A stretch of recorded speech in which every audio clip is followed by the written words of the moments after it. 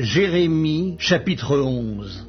La parole qui fut adressée à Jérémie de la part de l'Éternel en ces mots. Écoutez les paroles de cette alliance et parlez aux hommes de Juda et aux habitants de Jérusalem. Dis-leur, ainsi parle l'Éternel, le Dieu d'Israël. Maudit soit l'homme qui n'écoute point les paroles de cette alliance que j'ai prescrite à vos pères, le jour où je les ai fait sortir du pays d'Égypte, de la fournaise de fer, en disant, écoutez ma voix et faites tout ce que je vous ordonnerai. Alors vous serez mon peuple, je serai votre Dieu, et j'accomplirai le serment que j'ai fait à vos pères, de leur donner un pays où coule le lait et le miel, comme vous le voyez aujourd'hui. Et je répondis, Amen, Éternel. L'Éternel me dit, publie toutes ces paroles dans les villes de Juda et dans les rues de Jérusalem, en disant, écoutez les paroles de cette alliance et mettez-les en pratique, car j'ai averti vos pères depuis le jour où je les ai fait monter du pays d'Égypte jusqu'à ce jour. Je les ai avertis tous les matins en disant, écoutez ma voix. Mais ils n'ont pas écouté, ils n'ont pas prêté l'oreille. Ils ont suivi chacun les penchants de leur mauvais cœur. Alors j'ai accompli sur eux toutes les paroles de cette alliance que je leur avais ordonné d'observer et qu'ils n'ont point observé. L'Éternel me dit, il y a une conjuration entre les hommes de Juda et les habitants de Jérusalem. Ils sont retournés aux iniquités de leur premier père qui ont refusé d'écouter mes paroles, et ils sont allés après d'autres dieux pour les servir.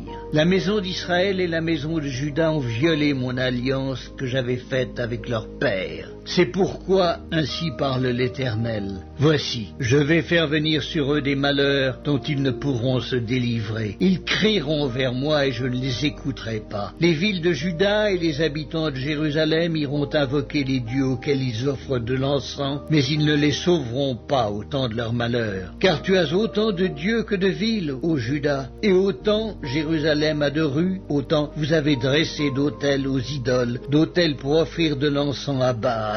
Et toi, n'intercède pas en faveur de ce peuple, n'élève pour eux ni supplication ni prière, car je ne les écouterai pas quand ils m'invoqueraient à cause de leur malheur. Que ferait mon bien-aimé dans ma maison? Il s'y commet une foule de crimes, la chair sacrée disparaîtra devant toi. Quand tu fais le mal, c'est alors que tu triomphes. Olivier verdoyant, remarquable par la beauté de son fruit, tel est le nom que t'avait donné l'Éternel. Au bruit d'un grand fracas, il l'embrase par le feu, et ses rameaux sont brisés. L'Éternel des armées qui t'a planté appelle sur toi le malheur à cause de la méchanceté de la maison d'Israël et de la maison de Juda, qui ont agi pour m'irriter en offrant de l'encens à Baal. L'Éternel m'en a informé, et je l'ai su. Alors tu m'as fait voir leurs œuvres. J'étais comme un agneau familier qu'on mène à la boucherie, et j'ignorais les mauvais desseins qu'ils méditaient contre moi. Détruisons l'arbre avec son fruit, retranchons-le de la terre des vivants, et qu'on ne se souvienne plus de son nom. Mais l'Éternel des armées est un juste juge qui sonde les reins et les cœurs. Je verrai ta vengeance s'exercer contre eux, car c'est à toi que je confie ma cause. C'est pourquoi ainsi parle l'Éternel contre les gens d'Anatoth, qui en veulent à ta vie et qui disent, ne prophétise pas au nom de l'Éternel, ou tu mourras de notre main. C'est pourquoi ainsi parle l'Éternel des armées. Voici, je vais les châtier. Les jeunes hommes mourront par l'épée, leurs fils et leurs filles mourront par la famine. Aucun d'eux n'échappera. Car je ferai venir le malheur sur les gens d'Anatoth l'année où je les châtierai.